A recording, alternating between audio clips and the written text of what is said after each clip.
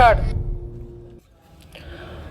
मनमोहन सिंह का जन्म 26 सितंबर 1932 को गाह पंजाब, जो अब पाकिस्तान में आता है, वहाँ हुआ था।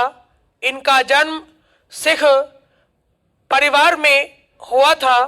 बचपन में ही इनकी माता का देहांत हो गया था, जिसके बाद उनकी दादी ने इनको पालन पोषण था।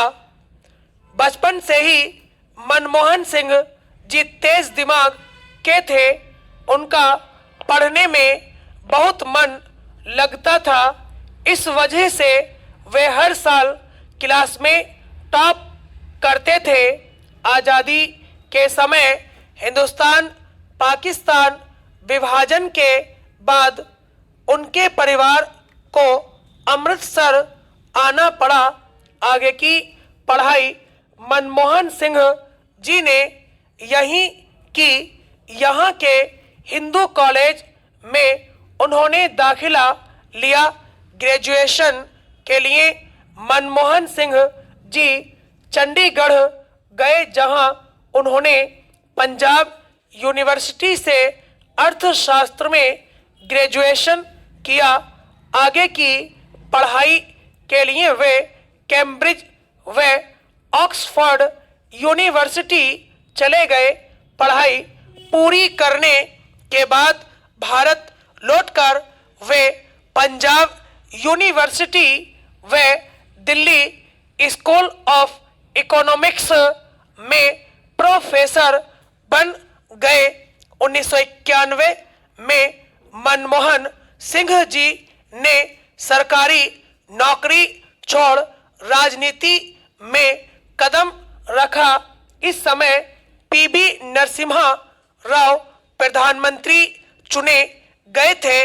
उन्होंने अपने कैबिनेट मंत्रालय में मनमोहन सिंह जी को वित्त मंत्री बना दिया।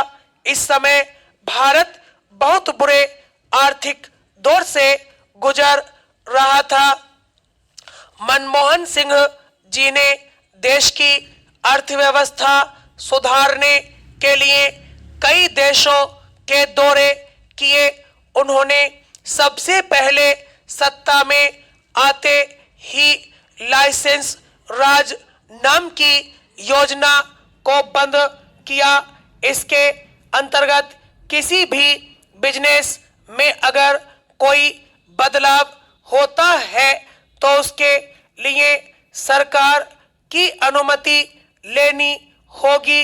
इस योजना से कई प्राइवेट फर्म को फायदा मिला। उन्हें स्वतंत्र बनाने से देश को आर्थिक फायदा मिलने लगा। मनमोहन सिंह जी बहुत शांत स्वभाव के व्यक्ति हैं। उन्होंने कभी भी राजनीति व सत्ता की आड़ में किसी को बुरा भला नहीं कहा।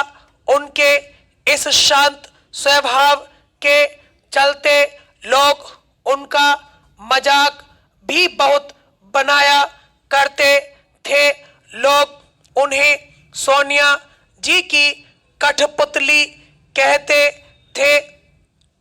लोगों का मानना था कि वे कभी बुद्धि से काम नहीं करते थे। जैसा सोनिया जी कहती थीं वैसा ही करते थे।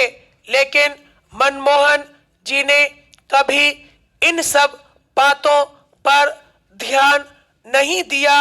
वे अपना काम पूरी निष्ठा व ईमानदारी से करते रहे।